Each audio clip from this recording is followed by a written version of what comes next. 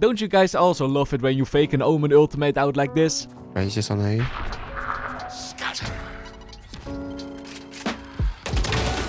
Oh my god, I heard you, my friend. Anyway, welcome to another episode of the ISO to Ascendant series, a series where I try to reach Ascendant with ISO and give you guys a lot of tips and tricks. Last episode we got to Diamond 3, but then we D-ranked and then we up-ranked again. Yeah, that last rank is always the hardest to get, but I feel that today is gonna be the day. Let's hop into the first game. Hello everyone. Okay, this first tip is gonna be a bit different, but I noticed that I did it in this round. If you're too lazy to do your warm-ups, you can find certain spots on the map and just shoot on it with your pistol like this. It's some sort of a warm-up, you know. Alternatively, you could also try to hit the heads of your teammates to warm up, but this could give wrong signals, and your teammates might think that you're just being toxic, so I would not recommend that. Also, the beautiful lantern warm-up pre-round worked out, because I got a nice headshot in the first round. And since I almost didn't lose any armor that round, in the second round I bought a Vandal instead of full armor with the Spectre. Of course, this is a bit riskier, but in the long run it's way better for your economy.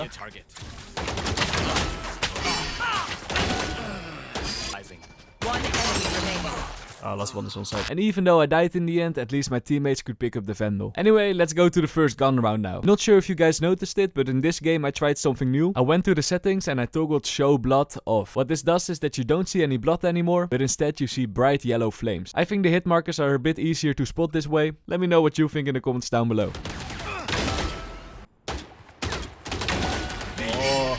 I put off blood, but I think these hit markers are way better to see, man. You know that one ISO tip I literally give in every video? In a 2 versus 1 situation, always just use your ultimate. I'm just gonna repeat this tip again. However, only use your ultimate if you know for sure that your teammate can get to the enemy's body. In this round, I should have seen the deadlock barrier, so I should have waited a bit longer with my ultimate. Oh shit. Last player standing. Oh, there was a thing, my bad. Should have been an easy round if I didn't mess up, so learn from my mistakes. Something I really like about ISO is that his vulnerability range is extremely long. It's about 1/3 longer than the Omen flash. This means that from hookah you could use your Q ability all the way to the backside of B. One enemy remaining. Now let me give you an important tip for playstyle. Often when you get a lot of kills and you notice that the enemies are not that great, players tend to play way more aggressive than usual. Try not to have that mindset and use your brain when peeking something. I definitely didn't use my brain because I went for an aggressive peek on A short. Aggressive solo peek on B long. One enemy remaining. And in this round I even push solo showers into 2 enemies. One enemy remaining. Nice moment. Nice. Ooh, last bullet. In my defense for the last one, I had my shield, so that's why I peeked aggressively. Shh, was it the best play? Last Definitely round not. in the half. But we got him. Even though I played way too aggressive in these rounds, I still got the kills on the enemies. But this is not how you're supposed to play Valorant. Second off, let's go to the first gun round. Did you ever see an enemy using that angle over there? This is why good crosshair placement is very important. So let's regroup, take the spike. If you get an early kill like this and you notice that your teammates are scared because you are playing default, it's important to regroup after you get that kill. You have a man advantage and then playing as 5 versus 4 is way better than going for the 1v1 battles anyway. So we grouped up and won the round in the end. Clean. A few rounds later this happened. Okay. Some kills you don't deserve, that's definitely one of them. And we won the game in the end. Womp, womp, womp. That's very good, my friends. I didn't say this at the start of the episode, but we actually D-ranked. Yeah, we were back in Diamond 3, no worries, my friends. Let's go to the next one. Quickly, yep, this episode comes out so late, because I D-ranked for the 3rd time to Diamond 2. But forget about those games, let's go to the next one. Hello, everyone. Something I've actually never talked before on this series is when to activate your E ability. And that's mainly because this ability is so straightforward. Activate it just before you think you're about to take a fight, and if it gets deactivated, wait till it activates again and then peek. I did that wrong in this round. I should have waited like 1 second with the peek, and then I got my shield against Jet. Oh. Didn't get a thing? Oh, he's low. Nice. Low, Mr. Lowlander. I don't think that -26 makes an enemy low HP. But luckily my teammates won the round. Falling back to last game, you remember that I peeked way too aggressive way too many times? I think that in this game I was still in the same mindset, and that's why I went for an aggressive peek over here. Holy my... Yep, that hurts. Luckily, I've learned my lesson by now. A very big tip, when a teammate says some info, do things with that information. I didn't do that, because when my teammate said this... There's one mid. I kept looking at A main. Holy he pushed on side. The next round I picked up the Bulldog, and never underestimate the power of the Bulldog, my friends. A tippy, if you're shooting on long range and you don't aim down the sights, I would recommend to go for burst fires anyway. The spray control on long range is very hard to control. I know exactly. Spike down A. Next round, 2v1 situation, and I still had the Bulldog. Let's see if this gun is really that good, and use my ultimate for a 1v1. And yes, I paid attention. This time my teammate Reyna could walk to the spawn point with the enemy if I lost the 1v1 battle. But I don't lose the duels, of course. Last player standing. Whoopsie. Nice. Except for this one, I guess. Second half, in the first round I tried to go for a lurk, but instead of doing sneaky peeky and try to go behind the enemies, I went for a different approach. I make sound on A, you go B. Usually you see me trying to get behind the enemies, but since I made sound in this round, I didn't decide to push forward, but I went back all the way to my team the safe route. And look at the minimap, my teammate could be completely for free, so maybe me making sound had some sort of impact on the enemies rotating so late. Mid one and the next one. One enemy remaining. Well played, everyone. Whoa, Fate, easy over there. You don't have to say the A-word, he was just trying to be friendly. Anyway, let me give you an example of bad positioning. If you're ever playing on breeze, you should avoid this corner over here on middle at all costs. You can get peeked from so many angles. I have no idea why I went over here while all the enemies were alive. Last player standing. In a bad spot. Something that you gotta realize about the ISO ultimate is that when you kidnap an enemy, he will get suppressed, of course. This means that when you know a Viper is on site and you hit the enemy Viper with your ultimate, she cannot use any abilities. So in this round, by kidnapping Viper off the site, I not only let my teammates push with a man advantage, but they also don't have to push through an annoying Viper smoke.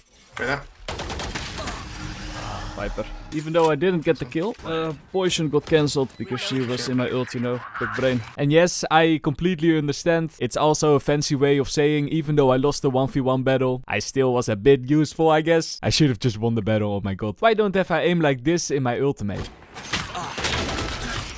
The round after that also an easy one tappy, sort of. And another one. Nice. Got Viper. And in the end, we luckily won the game. That was a good game. Let's see, we did plus 16 RR. Let's go to the next one. Hello, everyone. On Lotus, when you're playing solo on C and you hear a lot of enemies pushing, often it's just better to go off the side and go for the retake. There's a low chance that you will make a kill in a 1 versus 5. Ook on C, step C, pushing C. So that's what I did, but sadly, the retake didn't really go as planned.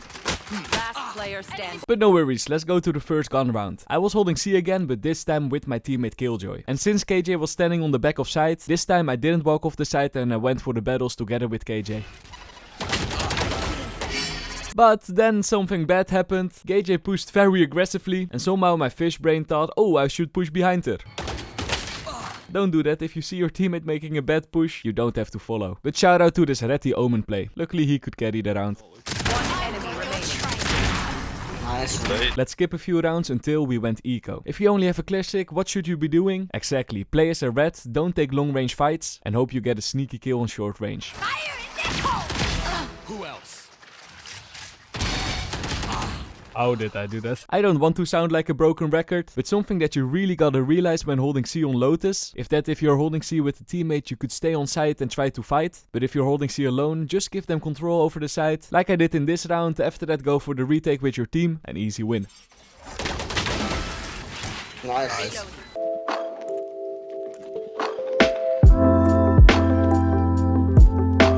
Let's go to the second half now. Here's something about ISO that I realized way too late. And it's all because my teammate said this. Wait, is classic with ISO good? Yeah, wait, you have a point actually. You're Yeah, a duelist. I think Ghost Always would be go good. Ghost, man. In every game of the series, I always bought armor with a Q ability and one E ability. But with ISO, you don't really have to have armor. I think a Ghost is way better on ISO because you can use your shield and get that extra defense anyway. And this was the first round when I picked up the Ghost. You flashed ISO. Okay, nice. Can you kill? Ghost main, Ghost. One enemy Enjoy remaining. you so good. Okay, this next thing I'm about to say could sound a bit toxic, but if you got a feeling that your team morality is good enough, you can try to make some bad jokes like this one. Flawless, Hey, Reyna. Yes. Your name should change to Bottom G. Damn. Just kidding, Bro, just got kidding. the roast. Damn. I'm flagging your YouTube account. Just kidding. Honestly, I think I've never sounded so unconfident when making a joke, but at least my teammates thought it was funny. Also, this next round, I don't have any comment. Just look at it and enjoy. Just push. Alright, go. No distraction. Push him. Nice.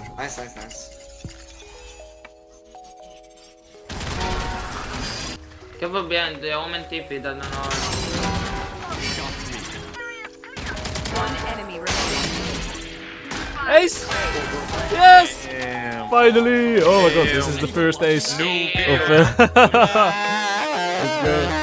Whoa, I have no idea what my teammate did over there. But anyway, with that ace we can conclude this game. And in the end we won, easy peasy. And I think that ace is a good point to end this series. Because after this game I only played double maps. And I don't like showing 2 maps in 1 episode. And in the end I think that in all these episodes I teach you guys enough about ISO so you can win your ranked games. The last bind game ended like this. Last player standing. Good job, nice. And look at that. You don't want to know how long I grinded for this. I'm so bad at this game, but finally. We got to Ascendant! Oh, that beautiful green rank. Love to see it. I performed so bad, but that doesn't matter. We're ass.